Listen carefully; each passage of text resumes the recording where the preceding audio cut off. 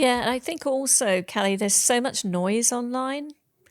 And I often, when I'm trying to explain to clients, that's not working for you, it's very hard to talk to them about it in digital context.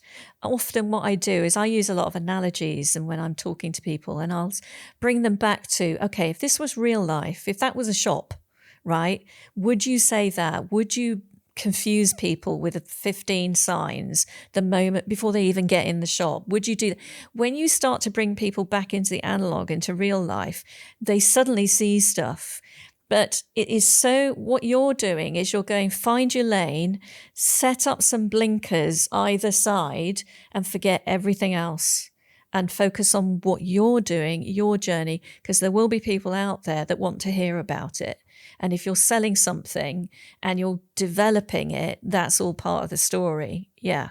I just love that. And you do this across a lot of videos. I've seen your videos popping up and you go, and you're so practical. Tell us some more about your approaches. I know you've got one, like you've got Yeah. 3 steps, like do this first. Tell us some more about that. I want to hear more. And by the way, I love that with how you remarked the what she's doing.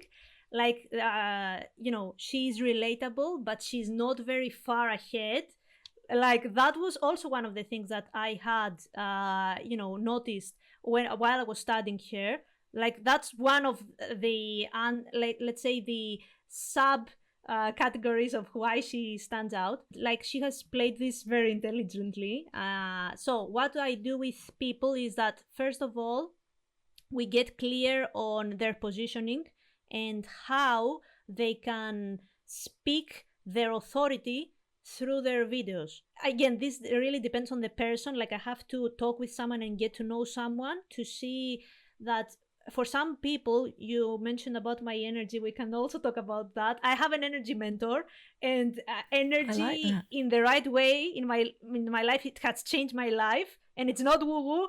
It's more scientific that people believe. But anyway, so for example, I have discussed this with my energy mentor, and she told me your energy shines through videos. Like you should go on your own YouTube. Like you should be more into video content.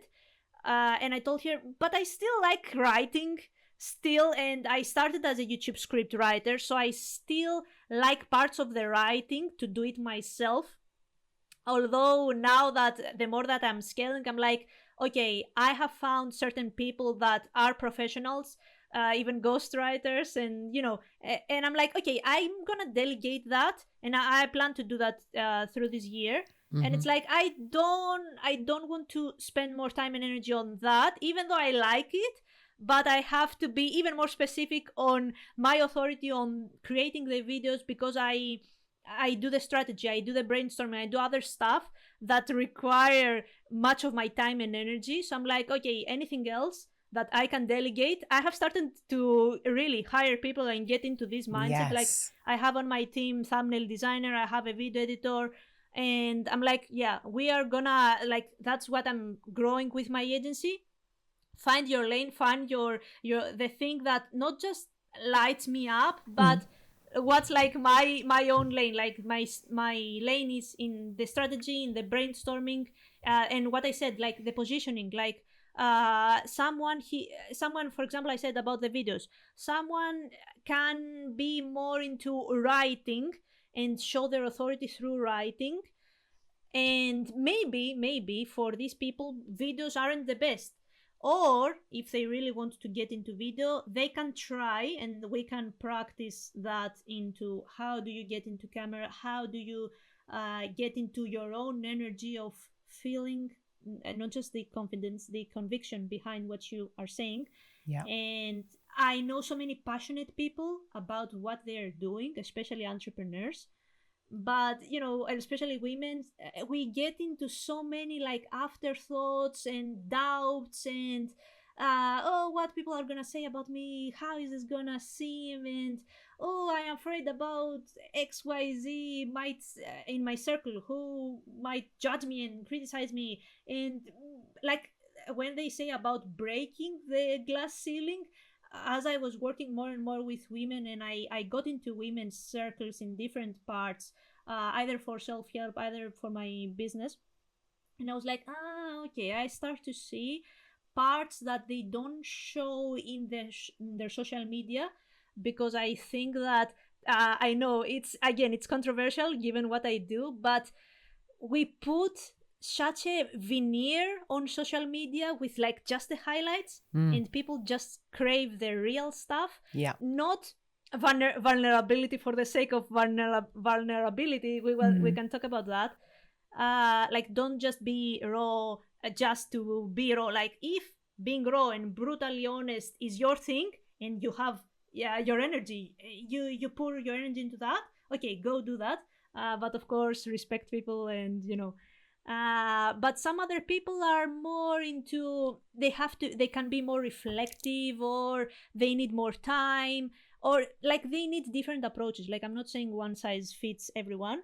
Yeah. But for sure there are certain stages, like that's the stage one, like the positioning. What's the messaging that people, the authority, like how does this tie into how they present to their audience? Because it's like their audience has to see the insights that they offer, and they have to be, when they're watching the videos, they're like, okay, I'm not going anywhere else because I like this creator, this entrepreneur for XYZ. It resonates a lot with me, and it's like I'm not gonna go and find the hundreds of others of voices around, but just listen to that one person, because he has done what I want to do, and now is on the other side and giving the insights to the younger generation or more inexperienced and stuff like that. So that's the first part. And then the second is about the signature video design. On, again, this is more on the style and the format of the videos. Like, some people are gonna be like in the talking head, the more like explainer or more like lists. Some people also, and that's also my lane of having a whiteboard and explaining stuff. Like, my energy can go really well into that type of video. Some people are good on this type of videos. Some people are more like into the talking head of knowing what they're gonna say, of having a clear script word by word. Others can improvise a bit and just have a little fun and be more, not word by word, but we can improvise a little bit in the video. And this improvisation, again, I have seen that in another creator.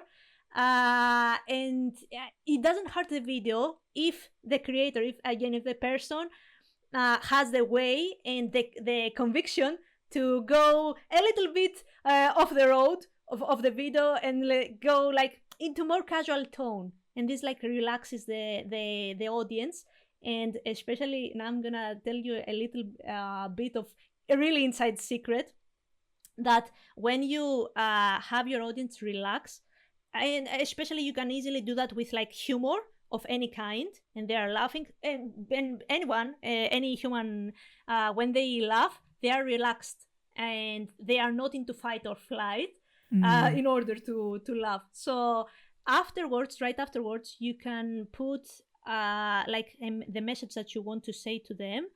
And that's what I'm saying with this joke, and that's the message that you should really focus on, for example. And they are really receptive. People are really receptive, especially in that part. And I had the university professor tell us that, hey, in the theater in ancient times, people like, especially Greek people with comedy, where this was originated, they knew that you have to relax the audience and then give your message right after.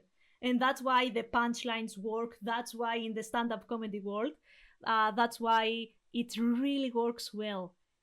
They are relaxed, and boom, you give them the message, and you raise a little bit the tension again, and you relieve the tension, and you raise the tension, and you relieve the tension, and it goes on and on until the end of the video.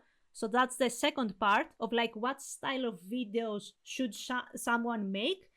Others, I would say, they are more like into the vlogging type of videos, which again, they are not always scripted. They can go a little bit off road, or they like to show how their life works on the inside, like a day in life with me.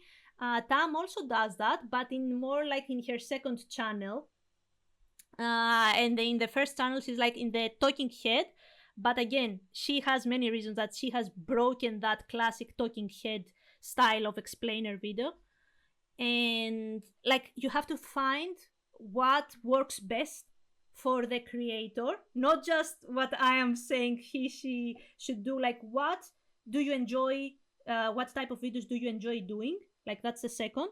And we lock in one style, and it's like if we see that with the metrics, and with the metric that we study in the YouTube Studio Analytics, if we see that okay people are receptive to that, with the engagement, with the watching time, with also people inquiring you for hey can I work with you on XYZ.